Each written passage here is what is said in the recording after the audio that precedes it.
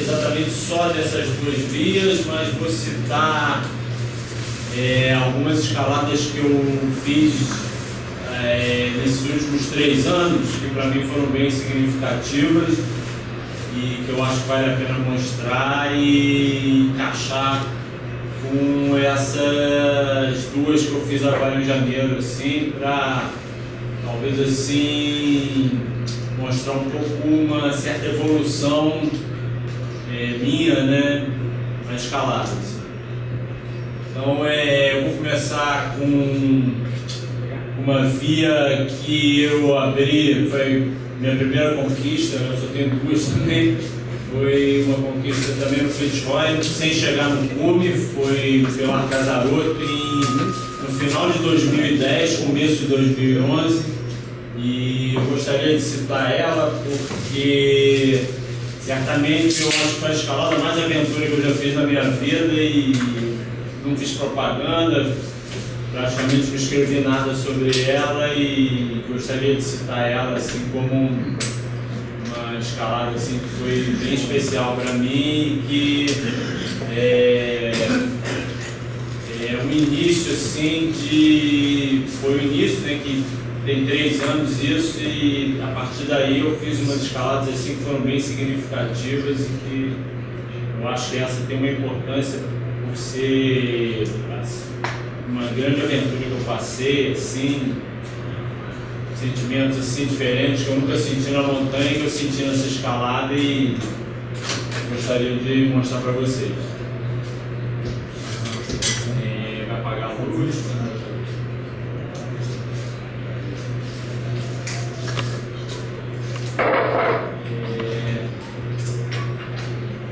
Eu já escalei, eu já tinha escalado já aí algumas vezes, já tinha feito algumas agulhas menores e aqui no Brasil eu tinha escalado muito com o Luciano Fiorenza, que é um grande amigo argentino, e ele já tinha me convidado para fazer uma conquista aí, porque ele tinha escalado perto e tinha visto uma linha que chamou muita atenção dele e ele me chamou.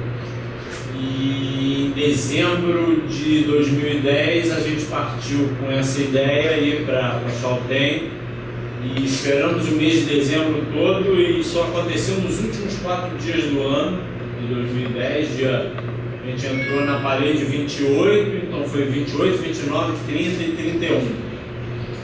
E foi uma escalada assim, como eu já falei,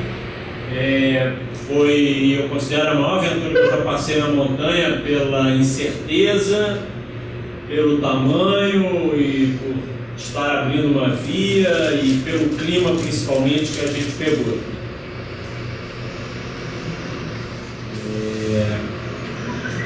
O traçado da linha é esse.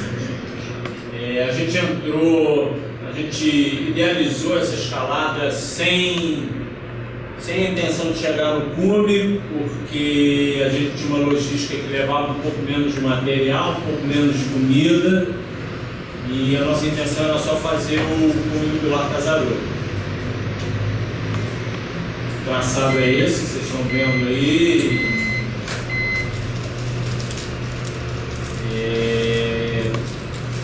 Começa aqui. Entra nesse direto para cá, vem por aqui, a gente passou a primeira noite aqui. No segundo dia a gente encarou essa parede super vertical aqui e foi uma das partes mais difíceis da via. E visualmente olhando daqui parece que depois vai melhorar, mas engana e acabou que o mais vertical ainda é do trecho final. Aí a aproximação, não exatamente no dia que a gente foi escalar, a gente fez uma aproximação de reconhecimento. Vamos lá dar uma olhada mais de perto para ver exatamente a linha, porque a gente tinha dúvidas. Então a gente subiu num dia bom. Na verdade foi um dia de dezembro, assim, especificamente, assim, foi bom, assim, foi só esse dia.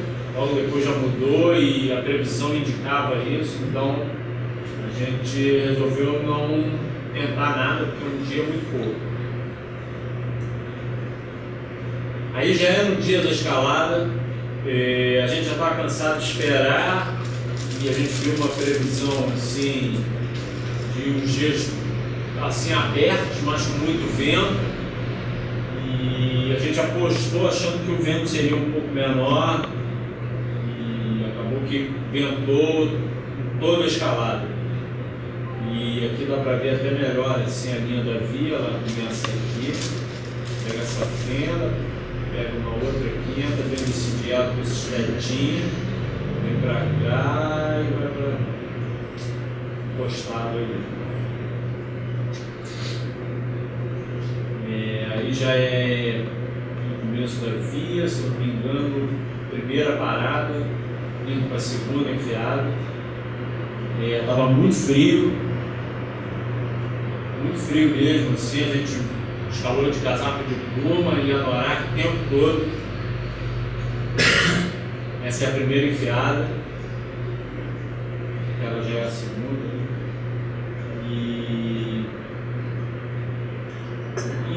Em outras condições, num outro dia ou num outro ano, eu jamais entraria numa escalada desse porte com o clima que a gente pegou, mas são coisas assim que você não consegue explicar muito bem, são sentimentos que acontecem ao longo da nossa vida, que às vezes pegam até a gente de surpresa, e a gente acabou entrando na escalada assim mesmo, e por isso que eu digo que foi uma maior aventura, porque a gente passou um certo perrengue, assim. Tinha sol nesse primeiro dia, com bastante vento, que uma foto não dá para mostrar, mas tinha bastante vento, você vê que está todo mundo de anorak.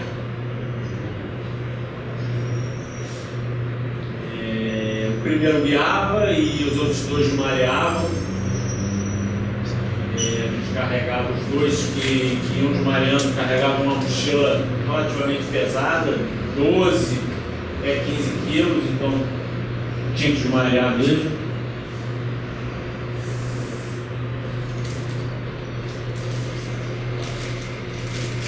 E ela foi basicamente quase toda em livre, com alguns trechos em artificial. E além da dificuldade, o próprio clima impôs essa condição. Você vê que a escalando ali está com um capuz em cima do capacete. Para ter uma ideia assim da ventania. O primeiro dia foi até razoável, né? Depois é que o negócio engrossou um pouco mais em questão de clima.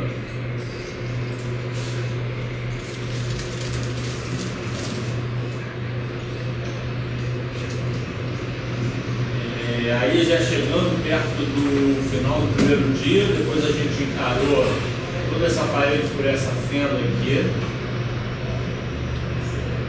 e bem vertical ali, negativo até um pouco.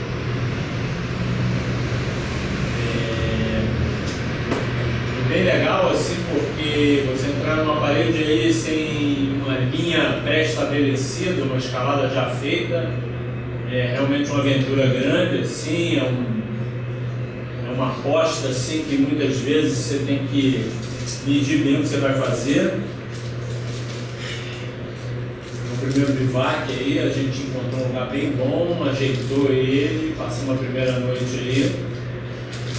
E a gente adotou uma logística de levar comida para 2 dias, 2 dias e meio. E aí que a gente se complicou, porque a gente ficou 4 dias na montanha e no final de contas acabou a comida, e isso foi uma das coisas que complicou um pouco. A escalada super linda, tudo fenda. Na escalada propriamente dita, a gente não colocou nenhuma chapeleta, nenhum grampo, nem nada. Eu me lembro de eu bater um piton na base dessa enfiada aí para dar segurança, porque a fenda era ruim, e eu tive que bater um piton só para segurar ali quem dava segurança. Mas depois a fenda ficava boa e dava para colocar algumas modas. Quebradiço não? Quebradiço, não? Nossa, tem rocha quebradiça e tem rocha sólida também. Mas sempre tem bastante blocos, tem trechos da via que você tem que andar com cuidado. Assim. Placas, blocos. E como é uma conquista, você pode dar de cara com umas coisas assim bem feias. Assim.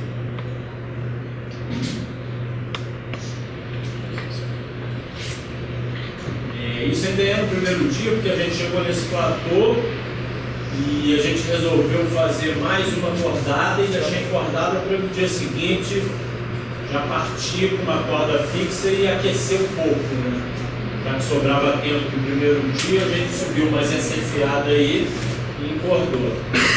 No segundo dia aí, que é o segundo dia, a gente tocou para cima e a escala ficou bem complicadinha, como vocês podem ver, negativo, retinho, sempre com fenda, mas demorado assim, um pouco de artificial. Aí o bivac da primeira noite.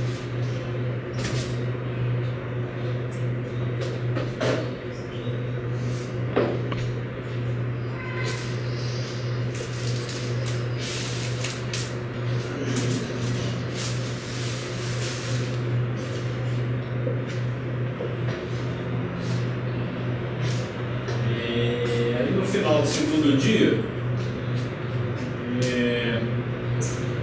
a gente chegou nesse trecho aí e a gente chegou mais pela esquerda, eu tive que descer para achar essa fenda, porque todas as fendas eram meio cegas, assim, a linha não era muito óbvia, a gente teve que procurar um lugar assim para passar, para seguir para cima, e infelizmente a gente achou essa fenda que era boa, já no fim do dia, e o clima começou a ficar pior, assim, o vento aumentou, as nuvens aumentaram, a gente chegou nesse platô,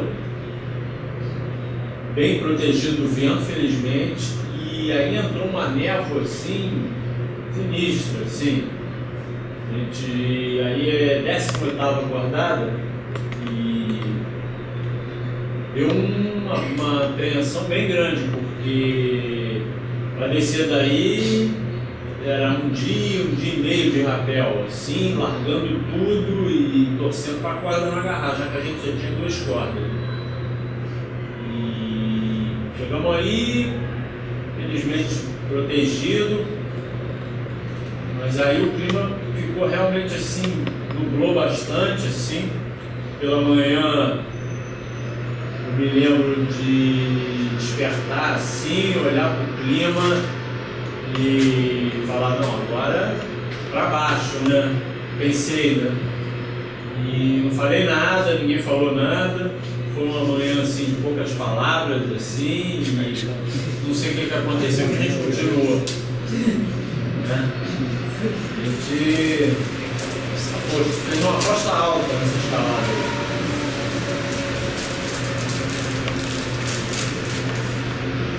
E esse trecho aí é excepcional, é um headwall, é uma parede super vertical, uma fenda frontal rasgando ela assim.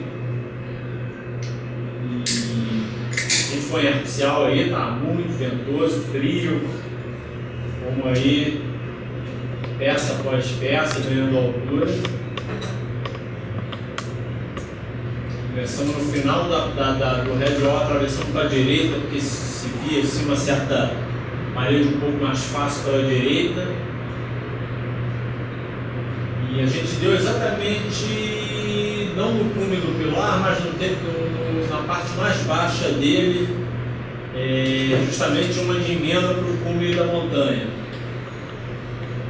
Eu me lembro de chegar na frente e não tinha nenhuma fenda muito boa assim para montar a parada, e deu uma certa agonia, eu demorei um pouco porque os dois iam jumarear e eu acabei gritando para eles, consegui me comunicar e achei melhor eles virem escalando para não forçar muito a parada, já que ela não era muito boa, em cima de uns blocos assim. Aí a gente chegou aí e começou a andar na crista no sentido contrário para chegar no topo do pilar e já quase que instintivamente tentando se esconder da tormenta que já vinha do lado oeste, né? E no fim do dia, isso já estava aí 9h30, já meio querendo anoitecer, e a gente aí nesse momento já escalava por instinto, assim, em poucas palavras, e era por instinto para se livrar de uma tormenta que, como a gente estava do lado oeste, a tormenta vem do lado oeste, se ela te pegar assim ligeiro é um negócio bastante perigoso, porque é um vento de 150 a 200 por hora com gelo e praticamente te cola na parede congelando tudo, né? Então é bem amedrontador assim, estar nessa situação. A gente chegou de noite, conseguiu passar para o lado leste da montanha, ali do Pilar. Chegamos num platô, tivemos que cavar assim, 2 lugares planos, assim, na verdade 3, éramos em 3, né? Cavamos esses planinhos aí para se ajeitar, para poder deitar um pouco, e ficamos aí 1h30 cavando isso. E fomos só deitar lá pelas 2 da manhã, assim. E lá pelas 4 da manhã a tormenta aumentou. Por sorte a gente estava do lado leste, mas mesmo assim teve bastante vento, assim, e gelo em cima, né? E em 10 minutos, assim, uma capa de gelo te fazia, te pressionava e te congelava, como se te soldasse na parede ali. Você ficava meio soldado, você tinha que toda hora estar quebrando aquilo para não ficar com aquele gelo em cima, né? E a gente ficou bem assustado, assim. Eu tive um sentimento aí que eu nunca tive, por isso que eu digo que essa escala foi uma aventura, né? E meus amigos ali, o Luciano e o time também compartilharam desse sentimento, porque eles sentiram a mesma coisa. A gente estava muito alto e a gente ficou pensando como é que a gente vai sair daqui, porque nessas condições você não sai para lugar nenhum, nem para cima nem para baixo, e a gente tinha 1000 metros de rapel para fazer e as cordas estavam no arame, congeladas, e o vento, e foi um sentimento assim de resignação com o que poderia vir. E por sorte logo que o sol começou a sair, começou a descongelar, o vento amainou e no passo de mágica as cordas descongelaram, assim, em questão de meia hora, 1 hora elas descongelaram, e a gente conseguiu, porque eu não estávamos no cume ainda do Pilar, conseguimos fazer a última enfiada do cume. E aí chegamos aí, assim, ficamos super felizes porque o tempo melhorou, o vento foi amainando, e daí a gente já encontrou o rapel e desceu pelo Pilar Casaroto ali, por um lugar que já tem uns rapéis montados, assim, que é mais ou menos fácil de achar, e tocamos para baixo. Eu até esqueci de falar, nesse terceiro dia, quando a gente levantou, a gente só tinha um pedaço de mantecol, que é tipo um torrone argentino. A gente dividiu em 3, ficou esse terceiro dia sem comer nada, nada mesmo, porque não tinha mais nada, e no final do dia, naquele bivac gelado lá, a gente tomou um chá. E no dia seguinte também não tinha mais nada, só um chá também. E incrivelmente assim, ninguém sentiu fome, assim, porque você está tão no instinto que o instinto de sobrevivência ali faz não pensar nisso, né? Você tem que sair dali, então você não vai ficar preocupado com fome. Pelo menos um dia sem comer você fica na boa. Acho que mais eu não sei, mas um dia dá para ficar na boa na montanha. Até que quando a gente começou a se aproximar do depósito que a gente tinha no rapel lá, a fome começou a aparecer. No rapel mesmo, apesar de o clima estar melhorando, chegamos aí, começou a ventar de novo, bem forte. Uma das cordas enroscou a gente teve que cortar, perdeu 40 metros de corda e continuou rapelando com uma só. E ela, mesmo com uma só, a corda ainda prendeu 2 vezes, tivemos que subir para tirar e continuamos no rapel assim. A gente começou o rapel às 11 da manhã e terminamos às 9 da noite. Da noite não, porque lá é dia, né? Foram 10 horas de rapel. Bom, aqui já voltou. É porque acabou a parte. Tem um filminho que eu mesmo fiz, não é HD nem nada, que eu acho legal assim, que eu gosto de mostrar, porque nas fotos não dá para mostrar assim a condição climática que estava, né?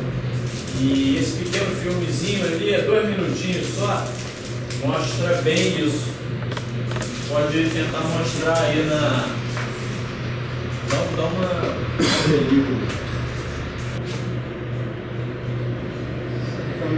Lá na camisa do cara aqui, o barulho é bem interessante.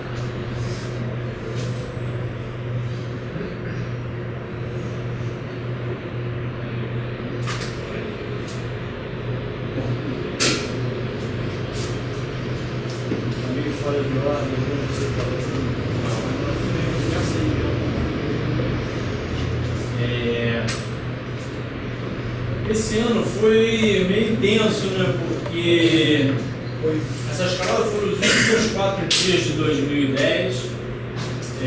A gente terminou, desceu esse rapel, foi 31 de dezembro. Passamos a noite voltando para o acampamento, que é Pedra Negra, né, andando no glaciar Me lembro de ter chegado 1h30 da manhã, a gente passou o Réveillon assim, subindo uma rampa interminável lá, morto. E a gente chegou no acampamento, chegamos na barraca, tal, tinha um pessoal lá até acordando, esse pessoal tal. Ficamos na barraca e pela manhã assim passa o Bernardo. Dia 1º de janeiro, eu ainda falei com ele do lado de dentro da barraca. Ele me pediu para guardar o iPod dele, porque eu tinha usado a nossa barraca enquanto a gente estava escalando.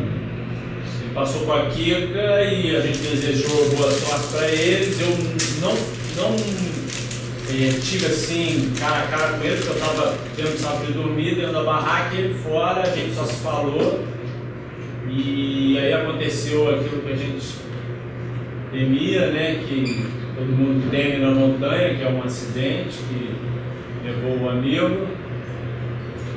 E foi aquela comoção. Eu cheguei no Rio dia 6 de janeiro, dia 7 de janeiro eu fui no clube contar lá o que tinha acontecido, né, explicar um pouco.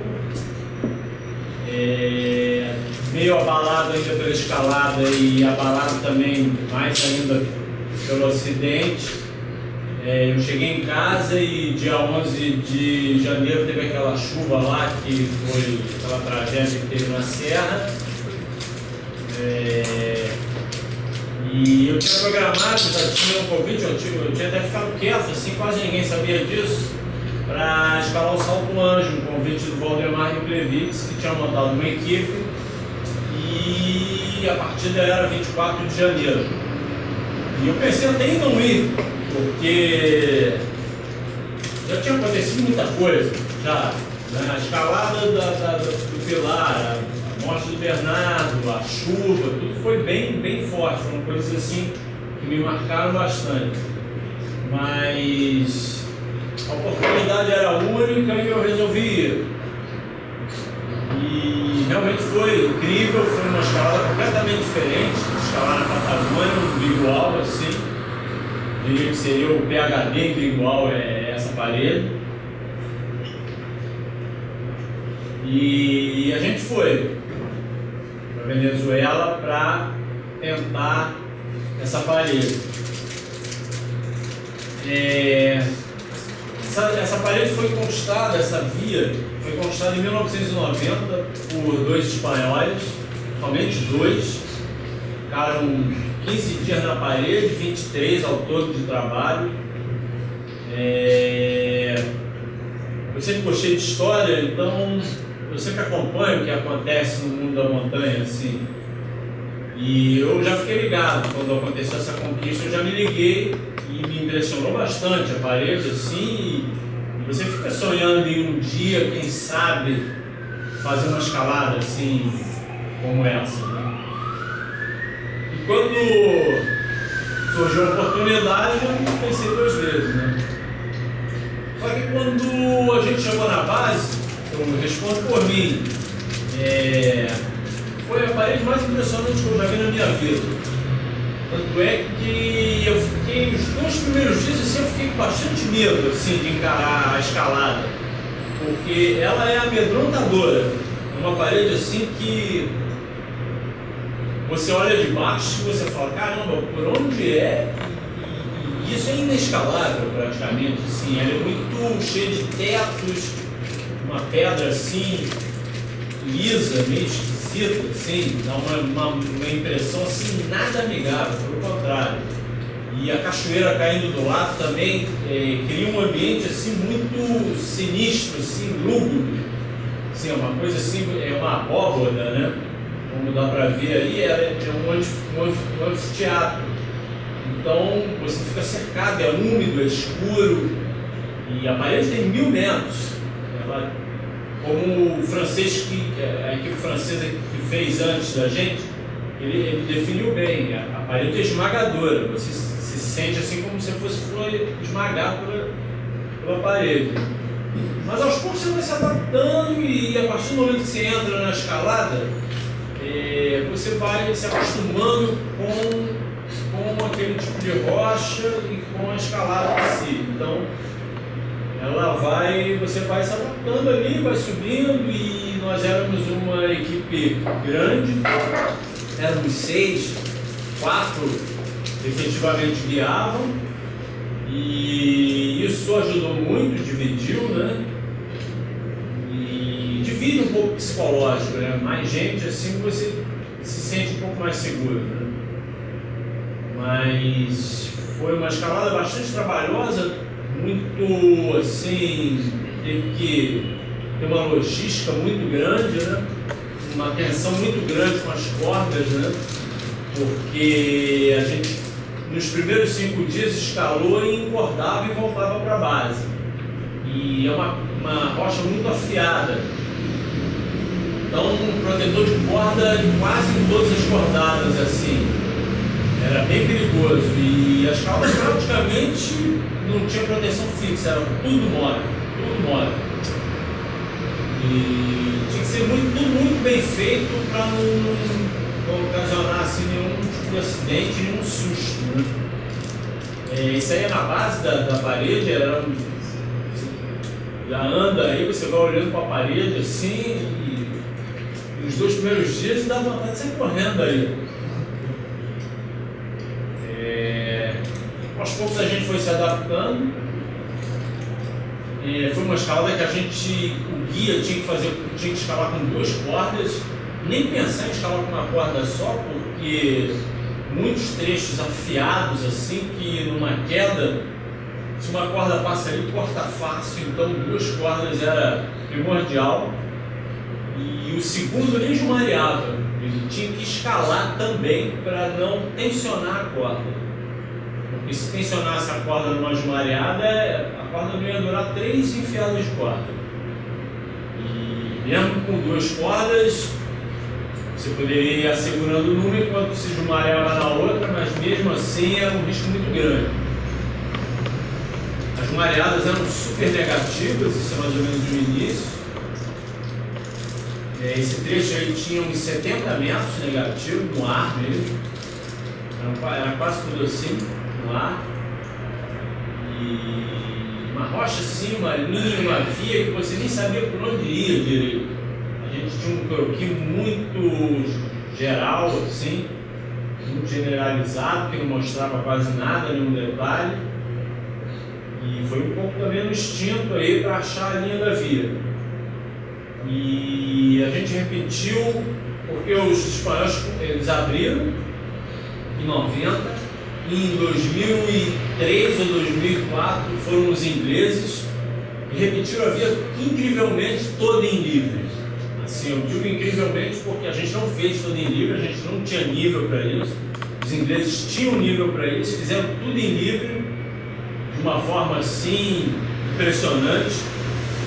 E eles fizeram pequenas variações, e é bem propícia para isso, porque a linha da via você tem, em 10 metros de largura, você tem 3 possibilidades, então é bem fácil você seguir um trajeto diferente em alguns trechos.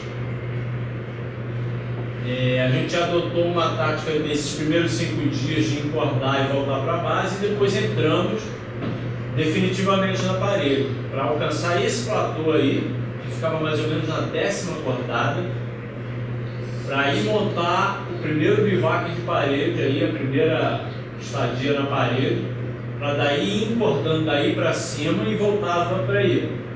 A gente ficou 5 noites aí,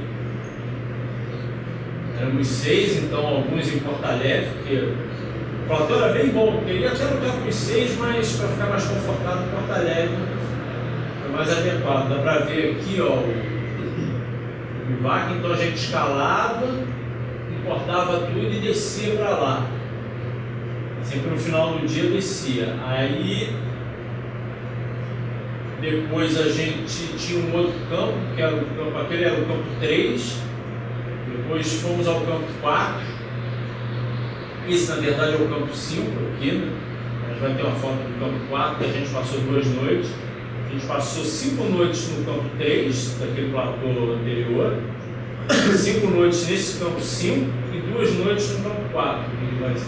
Vou mostrar umas fotos aí do campo 5. Isso já é final de dia, está meio fora de ordem as fotos. Esse é o campo 5. Isso aí já é 10º dia de parede, por aí, já está todo mundo meio querendo sair fora.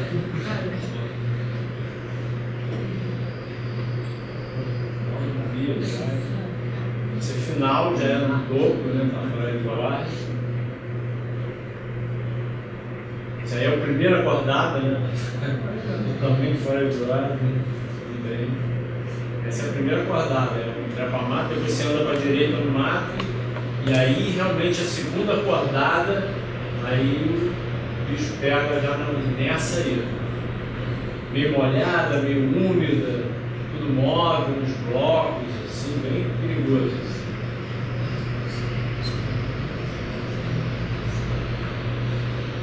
É um ambiente assim esplêndido, assim, a cachoeira é impressionante.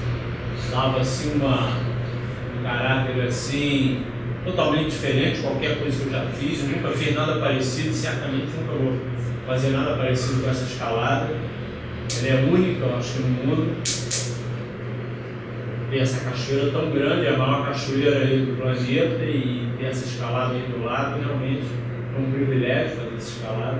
Aí é o campo 2, mais apertadinho, né?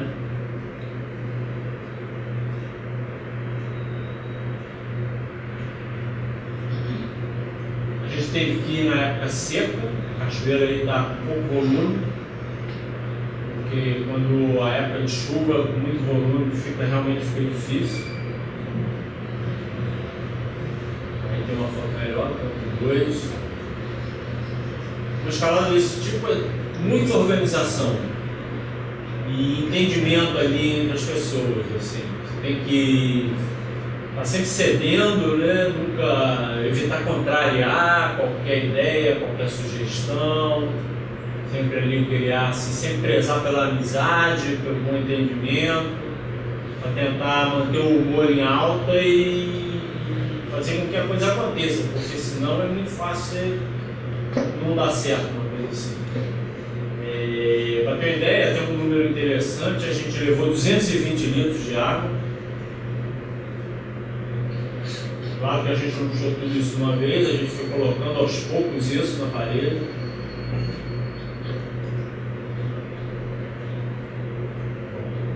Foram quantos dias?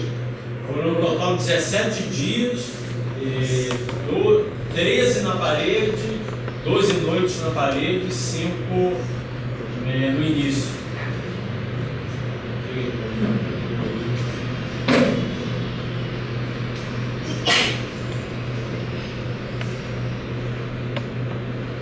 Em 2012 eu fiquei quieto, falei, por aqui mesmo, um pouco mais quente, um pouquinho menos arriscado, mais tranquilo.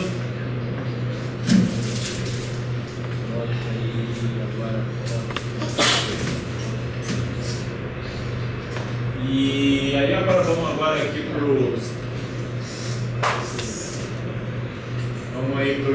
para esse ano agora.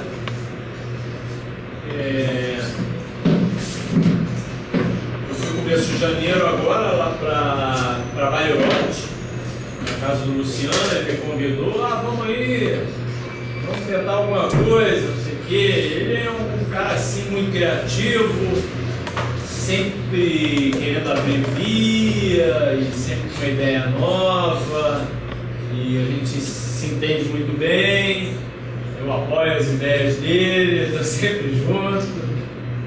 E aí ele me convidou, eu fui para a casa dele, dia 5 de janeiro eu cheguei lá, dia 9 a gente viu uma boa previsão que daria assim, para baixar o tempo, dia 9 a gente foi, eu, ele e um amigo que ele convidou lá de Bariloche, o Artito Possui, que é um dos guias lá, com a ideia de abrir uma via na norte do Fitzroy.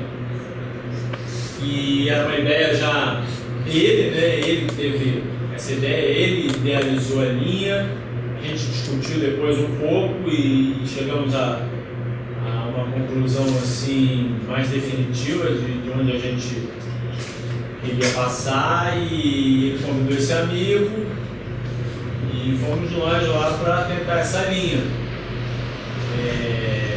Você vai com uma ideia e acontece outra coisa, e quando vê acontece outra coisa, e a vida te surpreende, a gente controla pouco essa vida que a gente leva. Né?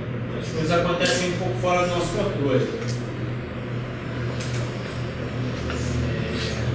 Esse é o Fitzroy visto da Laguna del Deserto, que é até uma paisagem assim, um pouco usual de se ver, né?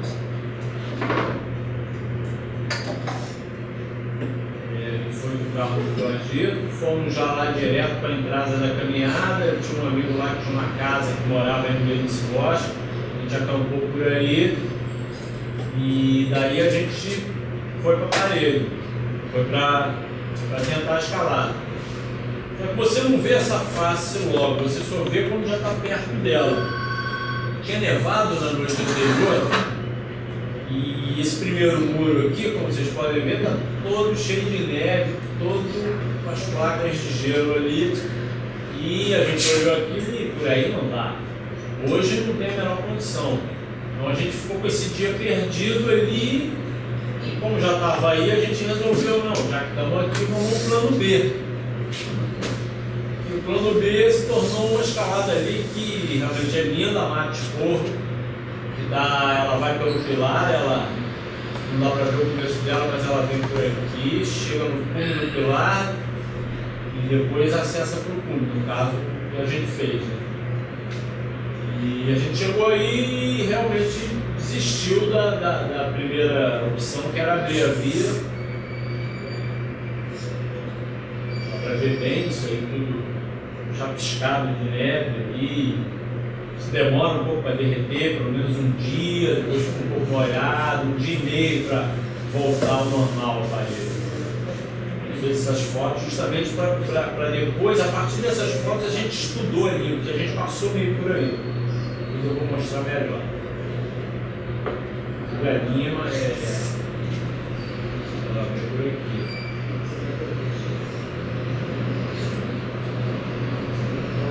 Aí a gente chegou ali perto da base, já viu uma cordada logo começando a Mata Esporro. Isso aí é uma foto objetiva, né?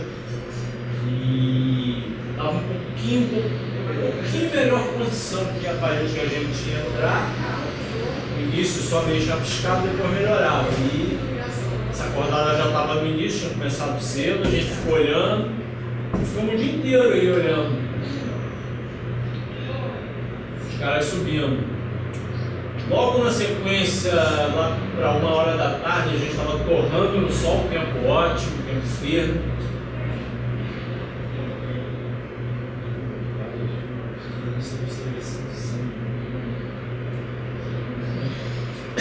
Aí a gente, aqui dá para ver, né?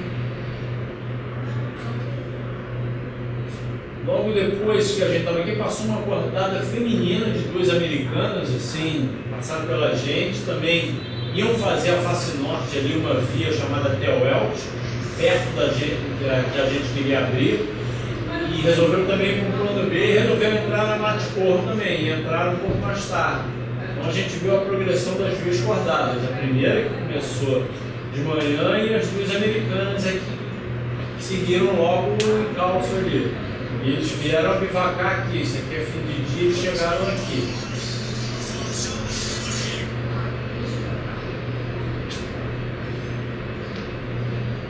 Vai ver bem, isso é bem fim de dia já, os 2 chegaram aqui, as 2 chegando.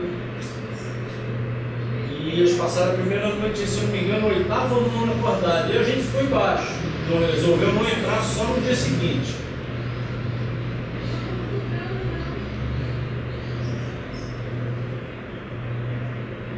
Cheguei, estou vendo, deixa eu fazer uma mudança aqui, porque eu ali na pasta ali,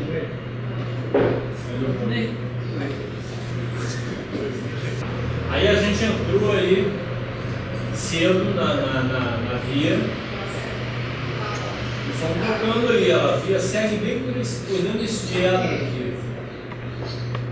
Eu acho que tem pra cá, se não me engano. Segue por aqui, por dentro do diálogo. É uma via belíssima E a gente já pegou em melhor condição nesse dia seguinte, já estava mais seca, só uns trechos assim com um pouco de gelo. E fomos para cima. Sempre a tática do guia ir com 2 cordas, montava uma parada boa, móvel, fixava as 2 e os outros 2 se viravam no Jumar. Enquanto isso o guia descansava. Não puxava a corda, não fazia nada, ficava quieto ali, já visualizando a próxima, descansando. E a gente seguia. E a parede estava em boas condições, a gente entrou num ritmo assim. Ninguém quis correr, porque não dá para correr numa via dessa, mas a gente fluiu de uma forma assim, bem boa. Assim. E fomos escalando e encostamos lá nos americanos. Rápido, assim.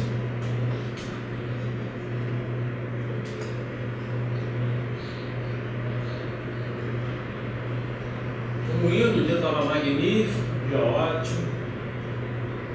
Umas fendas perfeitas. Esse diabo aí era bem impressionante.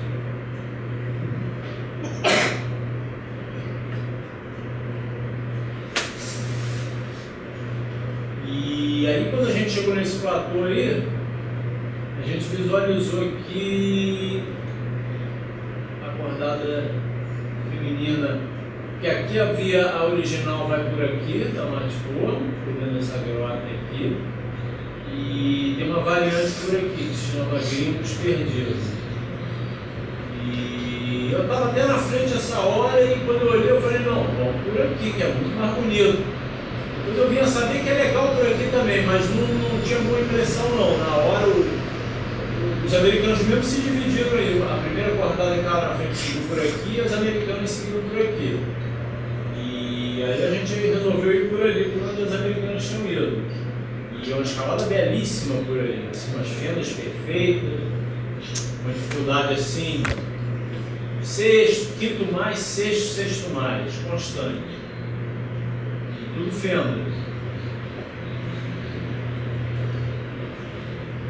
E a gente foi tocando, e sempre ali, 1 ou 2 cordadas atrás das americanas, escutando também logo ali à direita a outra cordada, o próprio Colin que veio aí dos 100 anos de montanhismo, ele estava guiando a namorada dele.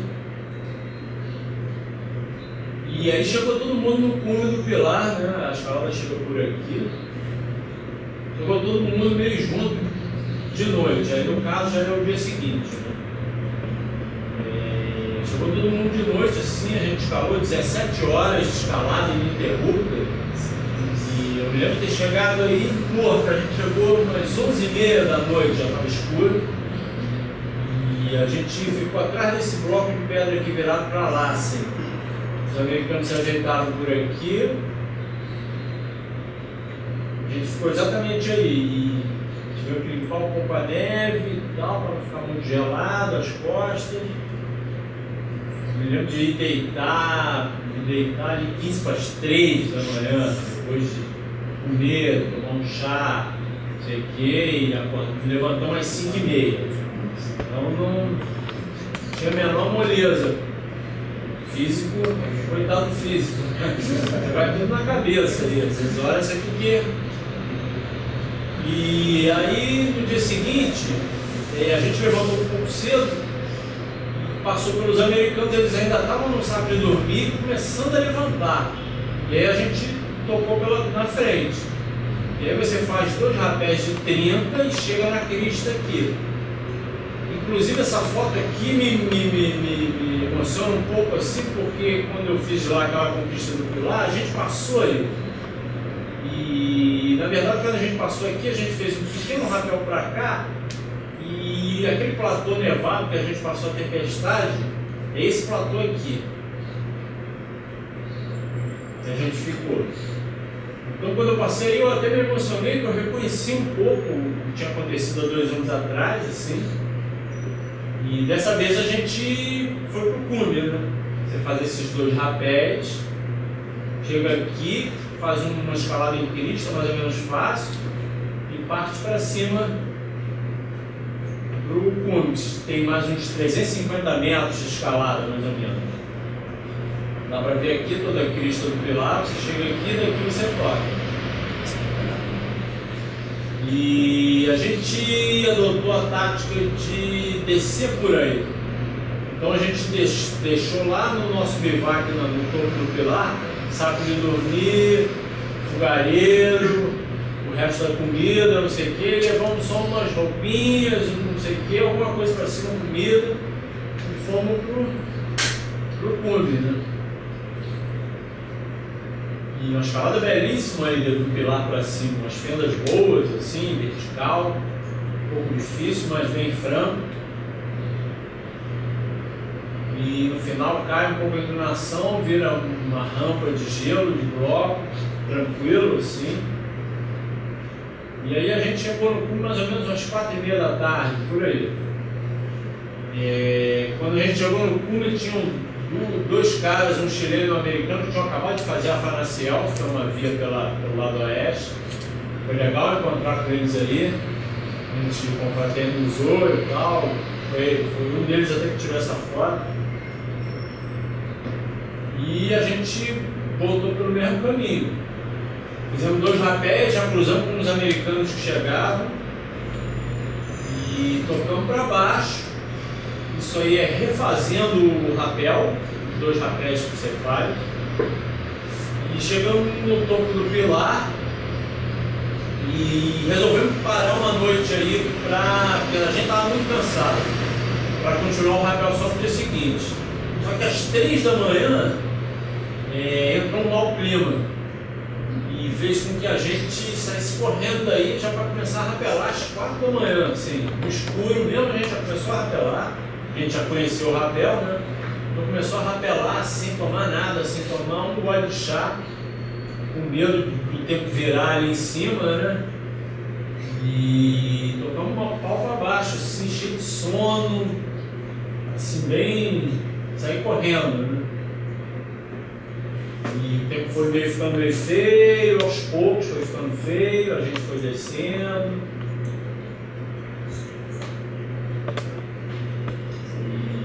Acabamos descendo pelo mesmo lugar que a gente tinha descido lá da outra via que a gente tinha aberto 2 anos anteriores. E fomos tocando aí, o clima foi ficando meio nublado, e aí a gente escapou ileso aí da escalada, assim, bem tranquilo, assim. E de uma certa maneira a gente acabou. O Jorgito, que estava com a gente, ficou bem satisfeito. Era a primeira vez que ele subia no Cume, era a primeira vez que ele fazia uma escalada de 1000 metros. Ele só tinha dormido uma vez no Half Dome, numa escalada assim, individual. E ele já estava satisfeito. A gente até chamou ele, vamos para a conquista. E ele, não, pô, vocês estão loucos. É fanatismo demais, não sei o que, falou pra caramba, não queria bivacar mais. Eu bivaco assim na montanha é um pouco sofrido, você passa frio, é desconfortável. E ele estava já de cabeça feita. E o Luciano, apesar de estar de cabeça feita, eu sabia, assim, algo dentro de mim sabia que algo mais ia acontecer. Não sabia muito bem como, mas intuitivamente eu sentia aquilo. E a gente, eu com o Luciano, vamos revendo as fotos da conquista e não, vamos voltar para fazer a conquista, né? 3 dias depois, o tempo continuou bom. 3 dias depois o Luciano, assim, e aí Sérgio, vamos lá? Eu falei, não, 3 dias é muito pouco, eu estou acabadinho ainda, a gente vai acabar descendo se sair agora. E a gente também não encontrava um terceiro, ninguém queria ir, todo mundo olhava para cada gente, meio assim, não sei o quê. E eu liguei para o Daflon, e o Daflon ele viria no dia 25, ele ia vir. E ele conseguiu adiantar a passagem e chegou no dia 20. E aí a gente formou uma guardada. E foi uma semana entre um e outro, assim, desde o final da primeira e da partida da segunda. E uma semana assim deu para descansar, apesar de eu estar cansado ainda, assim, eu senti que eu poderia até recuperar um pouquinho mais, mas parecia que o tempo bom ia ter um limite e a gente resolveu aproveitar os últimos dias ali de tempo bom, assim, tanto é que o primeiro dia, seria o dia 22, não vinha tão bom, vinha meio ruinzinho, e depois outros 2 dias bons, né? E a gente resolveu ir na logística desses 3 dias. Lafon entrou assim, eu fiquei super contente quando ele chegou, eu senti assim que seria a acordada boa, ele e o Luciano, assim, e fluiu de uma forma assim que, assim como aquela escola foi a abordagem, a primeira vez lá foi a maior aventura, eu acho que essa escola foi a mais bonita que eu já fiz, em termos assim de companheiro e de beleza de estar na montanha, abrindo uma via numa montanha dessa. E aí a gente voltou, você já vê que a parede aqui já está em outro estado. A ideia inicial era subir por essa grota aqui, que é uma fenda que vai de baixo em cima até o platô. Só que, nas fotos eu já tinha contestado um pouco o Luciano, ele queria subir por ele. Eu falei, não, isso aí é uma grota que deve ser uma chaminé molhada, congelada. Vamos tentar fazer uma variação por fora e pegar só a segunda metade, que seria mais fina e mais seca. E ele aceitou a sugestão e a gente aproximou e acabou começando por esse diedro aqui. E a incógnita era esse trecho aqui e depois passar daqui para cá. E não se via nada óbvio, mas a gente fez uma aposta assim que deu certo. Essas coisas acontecem com intuição, sei lá, eu acredito bastante na intuição.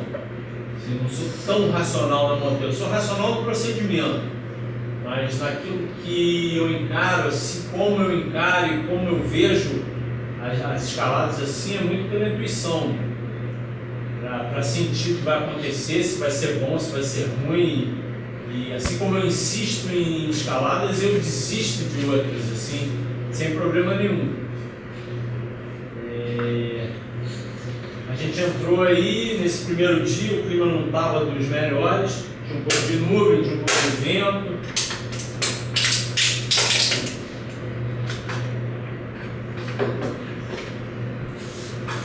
A gente começou tarde, começamos aqui na base, meio-dia, que até aproximar e tal, é tudo longe, você acha que vai chegar em 1 hora, chega em 2, velha história de sempre.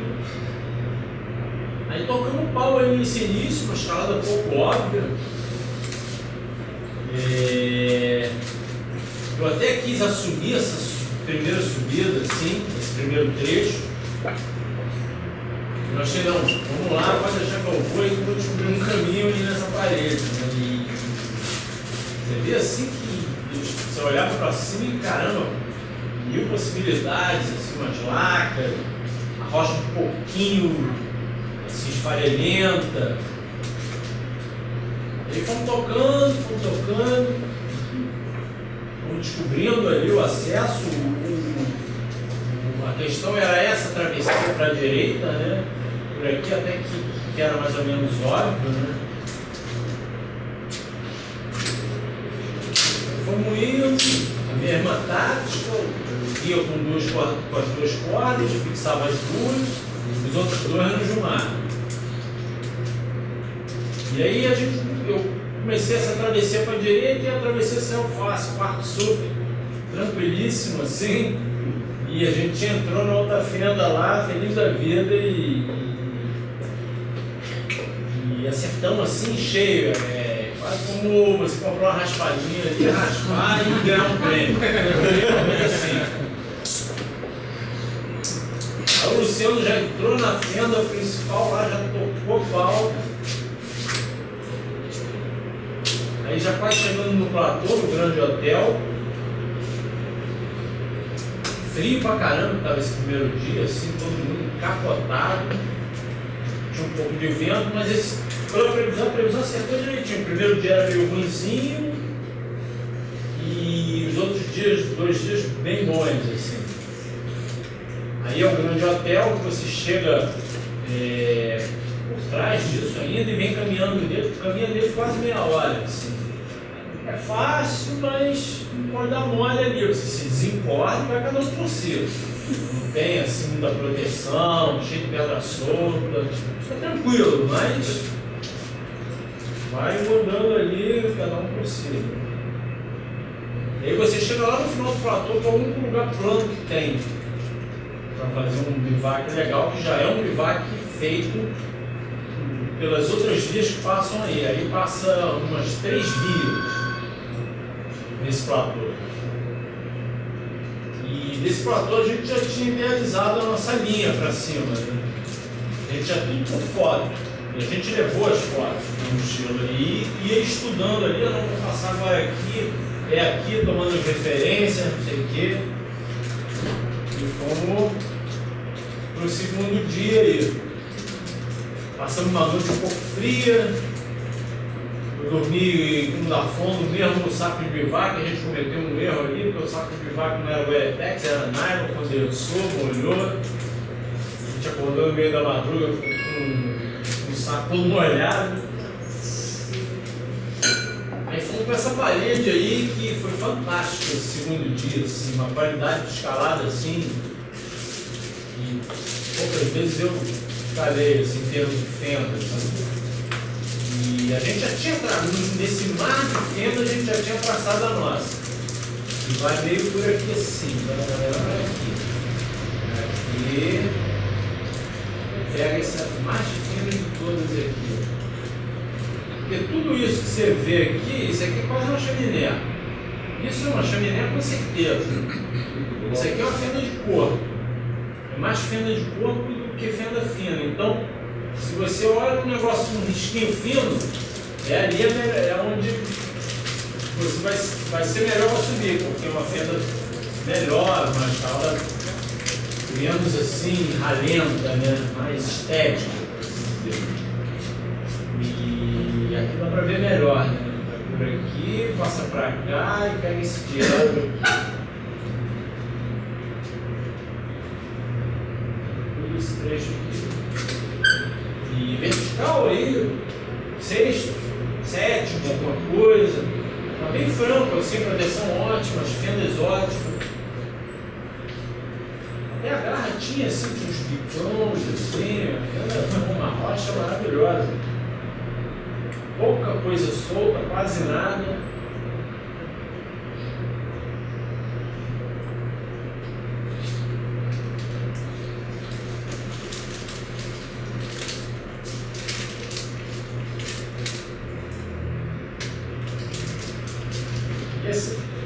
Com certeza foi a parte da escala mais bonita, assim.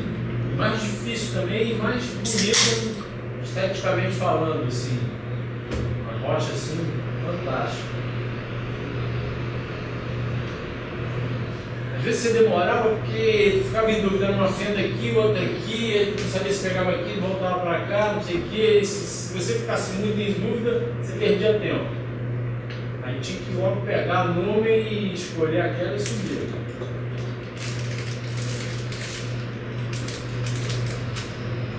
Um granito amarelado, assim meio avermelhado, também rosa, sólido. Aí é super sólido.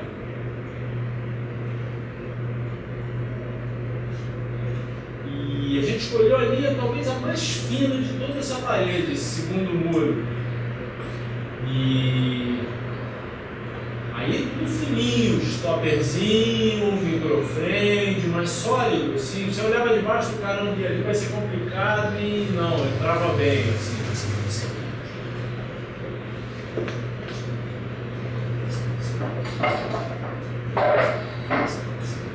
Aí o Dafon pegou a frente ali, fez umas enfiadas assim, fantásticas, assim.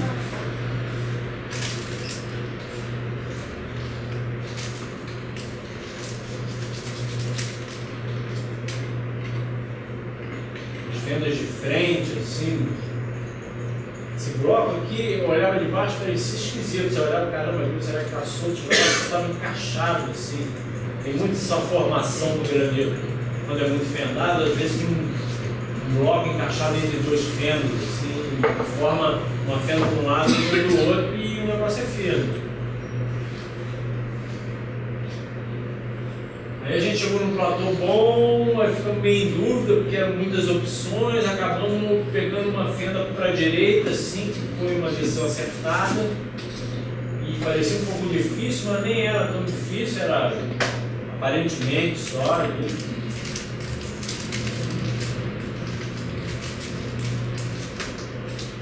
Fomos ali, não era uma escalada, ninguém corria escalando, mas a gente seguiu um ritmo constante. Então, eu até fiz uma comparação interessante ali com a face norte do capacete, ali onde tem o Sólido das Ilusões, às vezes ali o Roberta Grova, por ali. E essa escalada foram 3 muros daqui. O primeiro muro até o Grande Hotel, que aí a gente dormiu aqui. O Grande Hotel é todo esse platô aqui. E você dormia aqui. Aí você desce um pouco para seguir. Esse segundo muro, que também é uma face norte do capacete, e o terceiro muro, que também foram 3 muros de 450 metros, mais ou menos.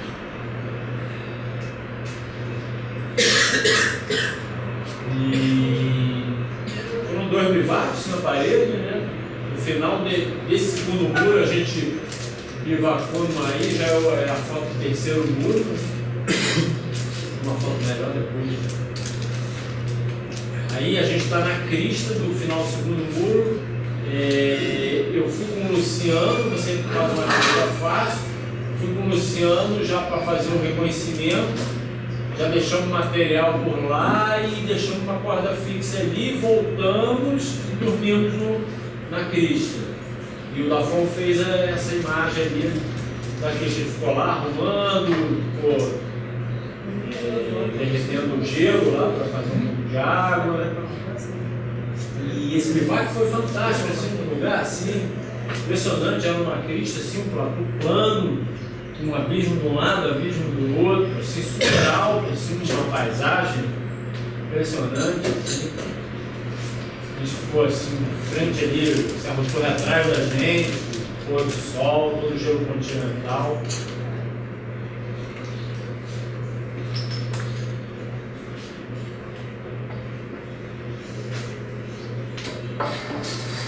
Bem bonito esse bivac aí, foi excepcional. Você não precisa praticamente levar água na parede nos dias que se seguem, porque você sempre encontra neve, gelo. Então você faz água a partir dali, você derrete essa neve e gelo que vai encontrando e vai fazendo água e acrescenta um suco, uma sopa, um sal mineral e aí você, por exemplo, de manhã a gente acorda mais cedo, derrete bastante água, enche os cantis que a gente vai usar durante o dia e é assim que a gente faz a água para o dia, né? Porque se você tivesse que levar água como lá no Salto Anjo, que para os 3 dias é muito pesado, que vai, a logística muda muito e fica difícil.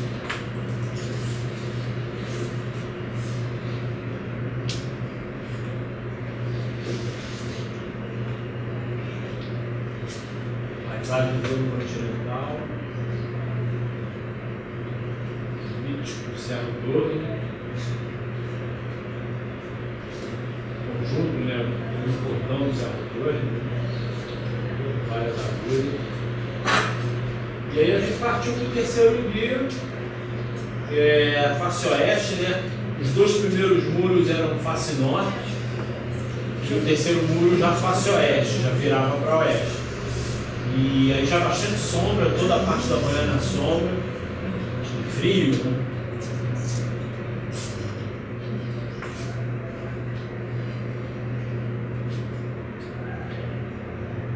A gente teve o privilégio de conseguir abrir uma via quase independente. A gente só cruzou mais ou menos naquela ponta anterior por 2 cordadas a gente cruzou ali, uma via, depois a Faracial, e nossa intenção, porque sempre que se passa nesse trecho aqui, passa para a esquerda lá para contornar pelo lado menos inclinado da montanha. E nessa parede ainda não tinha via, não tinha nada ali. E a nossa intenção era seguir independente, e a gente apostou aí. E se via bem franco assim, não era nada muito amedrontador, bastante fenda assim, direto do topo.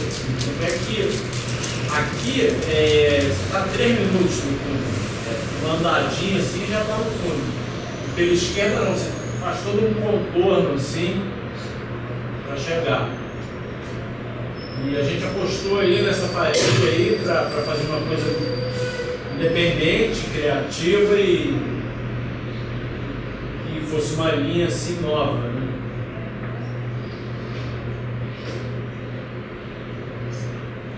E não era difícil, era 5º, 6º esse trecho aí. Era bem aí, bastante fenda. E os outros 2 no Jumar. Um guiava, o Luciano nesse dia pegou tudo, né? Tocou a vida esse dia inteiro aí. Nem questionei o Fábio também não, e a gente também, não, deixa eu ir agora, não, vai lá, vai tocando. O Alberi era o idealizador da rota, da via, e merecia ter um dia inteiro de escalada. Eu dividi o segundo muro, que foi o mais bonito com o Flávio, então esse muro aí ficou para ele. Quando a gente chegou aí, eu até questionei um pouco ele, eu falei, pô, Lu, tem certeza que é por aí? Aí ele me respondeu assim, porque sempre você ficaria, a gente querendo abrir uma via independente, você fica, cara, será que alguém já passou aqui, não passou? Né? Às vezes, muitas escaladas não são notificadas. E ele até falou para mim, rindo, ele falou, com certeza aqui ninguém passou. Porque o teto era meio amedrontador, assim, a princípio, né? Foi bem mais fácil do que a gente pensava, isso aí foi 5º grau. Aí a gente chegou, coincidentemente, mais ou menos no mesmo horário que a gente chegou a primeira vez, 4h30.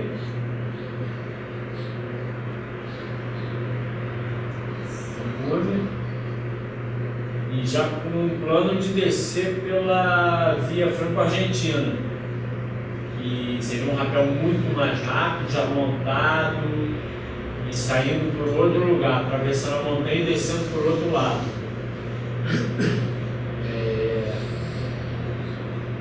Não teria sentido a gente descer pela via que a gente subiu, porque teria que abandonar muito material. A gente poderia descer pelo pilar que a gente já conhecia, mas é muito demorada o rapel, são 10 horas de rapel, e esse seria o rapel mais curto, e a gente resolveu descer por aí.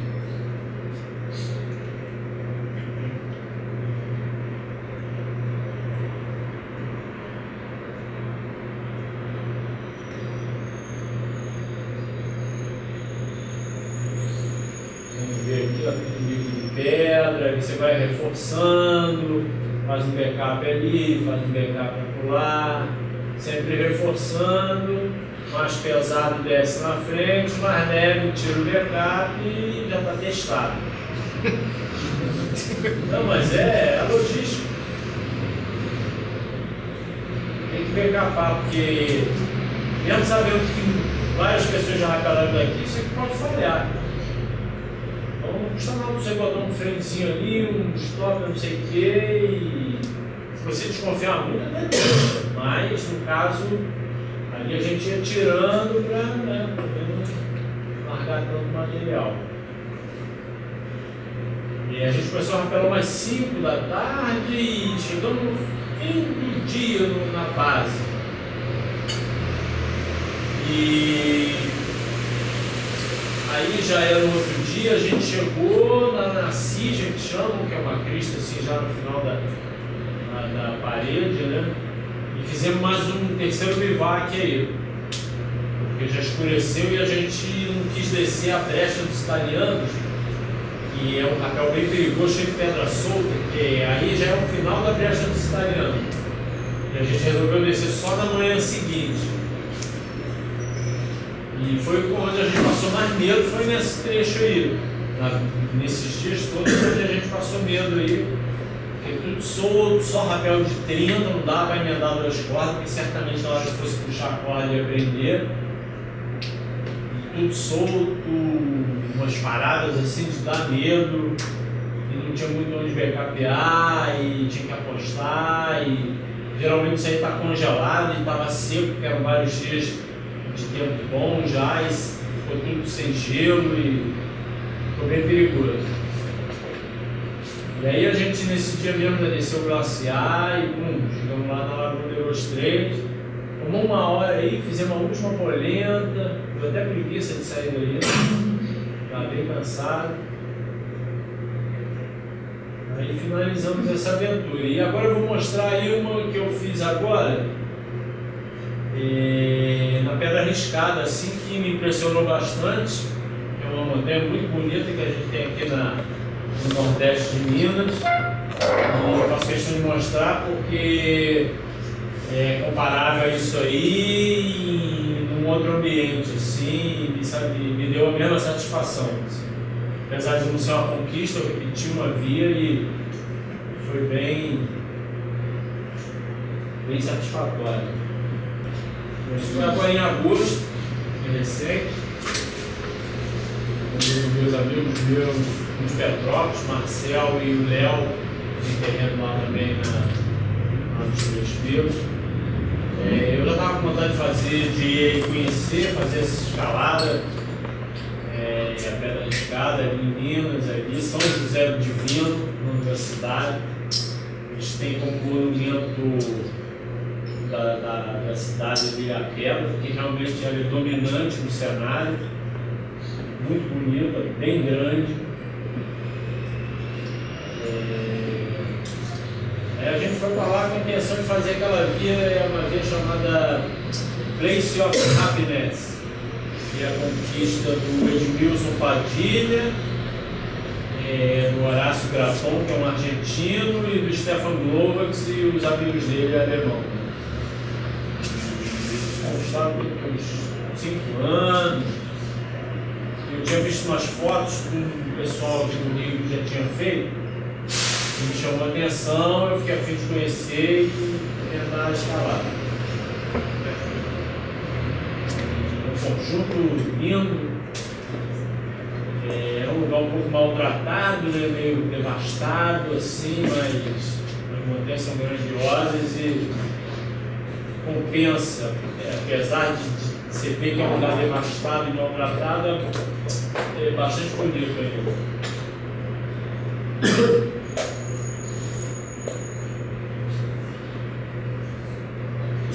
Esse livro aqui chama-se Filhote. Esse é o filhote da Pedra Arriscada, né? A Pedra Arriscada é enorme. E você vai primeiro a São José do Divino. De São José do Divino você anda 30 quilômetros de terra até esse abrigo aí, que é propriedade de um músico que mora em São José do Divino, que já recebe os escaladores. O pessoal que conquistou ficou aí. E é peculiar, é muito pitoresco esse refúgio, porque ele é construído em cima de um costão de pedra. E bom, bem legal, super bem feito, assim, gostei muito de ficar ali. Uma casa grande, assim, não tem ninguém cuidando, ele mora na cidade. E ele meio que deixa você ficar aí, praticamente nem te cobra, você que estipula um preço e dá para ele. E aí, de vez em quando ele ia lá fazer uma visita, mas é um refúgio não guardado. Tem até uma piscina bem bonito, um lugar seco e esse refúgio é perto de uma nascente que tem uma coleta de água boa. Assim. Vale a pena conhecer. E o mais interessante ele foi construído em cima de um costão não é muito inclinado, mas é um costão. A garagem é aqui. A princípio você olha, não vou descer com o carro nesse postão, vai não, tá algum problema aí, vai até aqui nada lá. O carro tem uma super aderência aí na pedra, aí você manobra para lá, para cá, não tem problema.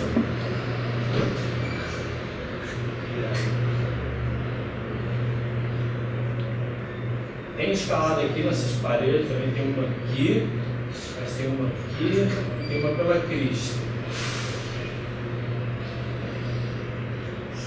E a escalada que a gente fez é essa crista aqui. E ainda tem bastante para baixo, que é uma parte menos inclinada e é um postão. Mas é escalada, é segundo, terceiro grau, depois foi um pouquinho mais difícil, depois fica mais vertical. 800 metros a escalada. E a gente chegou nesse top aqui. Daqui pro cume, não parece, mas aqui é chão pra caramba. A gente não era a nossa intenção fazer um cume, e sim a escalada ali, curtir o lugar, assim, visual. E tem outras escaladas que levam ao cume, se eu não me engano, são atualmente 11 ou 12 vias. Tem a montanha. Esse é o filhote que está em frente. Isso aqui tem 500 metros.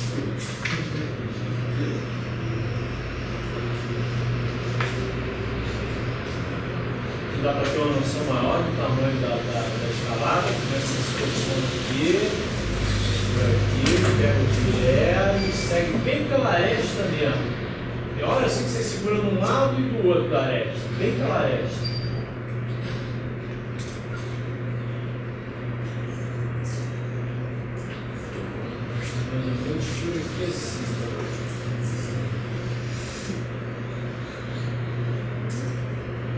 O Ed, que é um dos conquistadores, agora recentemente esse ano ele conquistou uma aqui, se eu não me engano, vem pra cá assim,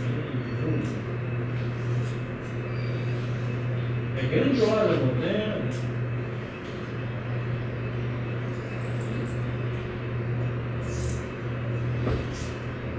O jogo de luzes também que acontece assim com o sol, bem bonito, uma rocha amarelada. E você olha assim para a parede e fala, pô, caramba, essa escalada vai ser casca grossa, porque se não tiver agarra, como é que faz para subir? E, incrivelmente tem agarra, tem várias agarras, é bem generosa. Tem a parte inicial, uma rocha preta, assim, meio parecida assim, com o que a gente tem aqui, deixa eu ver assim.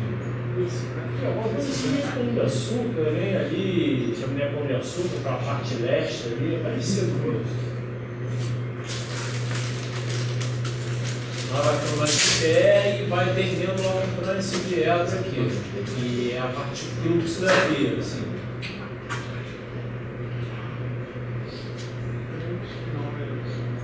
É um lugar com baixa densidade demográfica, pouca gente mora ali, pouca gente, quase não vê ninguém passar, praticamente. Isso aqui tem grampeação? Tem, é chapeletada, é bem protegida, com exceção de 2 lances que são mal protegidos. Aí já é dentro do gelo, um gelo fino, sim, tem umas chapeletas, e aí você dá uma artificializada em alguns lances. Parece que foi feito em nível, não sei se foi feito guiando, mas já foi feito em nível. Deve ser bem difícil, deve ser em torno de 8º, 9º. Aqui é quente, né? Ali a gente pegou, era meio-dia. Estava um forno aí. Não tinha a menor condição de tentar nada assim muito difícil.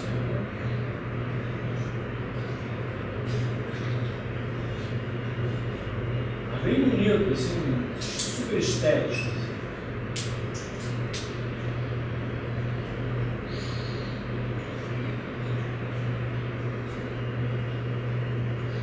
Aí a gente estava na parede do lado, assim, veio assim, um bando de macacos, assim, não sei se era macaco dela, um macaco grande. Vieram assim, ficaram olhando pra gente, fazendo um barulho. Um sentou num galho de árvore. Tinha esse arbusto. A gente fez em 2 dias a escalada. A gente entrou, aí puxou um halbag, porque como é quente o lugar, a gente levou 18 litros de água. Né? Queria passar sede, para ter 4 litros. Não, na verdade, eu fiz um cálculo, a gente fez um cálculo e 18 litros era o suficiente, até sobrou água, na verdade. E a gente foi até um platô que não está exatamente na linha da via, mas você consegue alcançar através de corda fixa. A gente dormiu aí, nesse platô, e no dia seguinte a gente completou a escalada. Chegamos 3 horas naquele topo e pegamos um rapel assim, ventoso, quase se complicou um pouco o rapel. Um rapel bem aéreo, estava ventando pra caramba, quase a corda agarrou e soltou por sorte, quase cortando corda. E terminamos o final do rapel 11 horas da noite. Pegando metade do rapel no escuro. São vários rapéis. E a rocha bem legal, assim, toda encaroçada, assim, umas agarras grandes dele, bem vertical, atlético. E um outro lance, porque como eram vários conquistadores, não tinha assim um padrão, não tinha um lance que era um pouco mais longo e tinha lances assim, mais padronizados. Assim. Mas no geral bem protegido. E você só usava móvel naquele dielo. No final do dielo para cima eram 8 cordadas na aresta.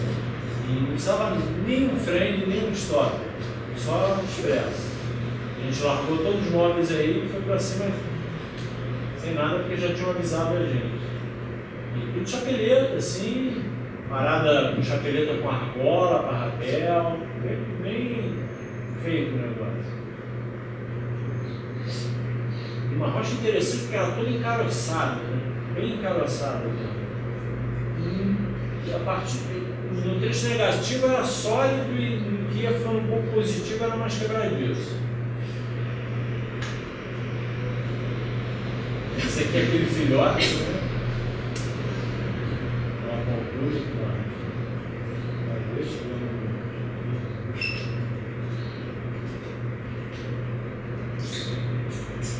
uma região que você olha em volta assim, tem vários picos, vários pão de açúcar assim, nas redondezas. Então, onde você olha tem pico assim, perto. Aí depois da escalada a gente deu uma volta para reconhecer a montanha, você fez toda uma volta assim, tem várias faces, é muito bonita essa montanha. Com certeza vou voltar até para fazer umas escaladas assim nessa face. Fazer o cume, talvez. Bom, então é isso. Aí as escaladas aí, espero que sirva de motivação para você.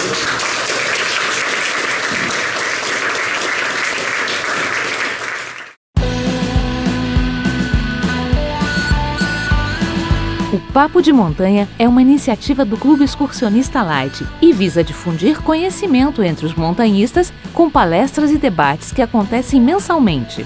Apareça no clube nos dias dos papos e assista ao vivo. Se você gostou do vídeo, clique em gostei. Isso ajuda a divulgar o projeto.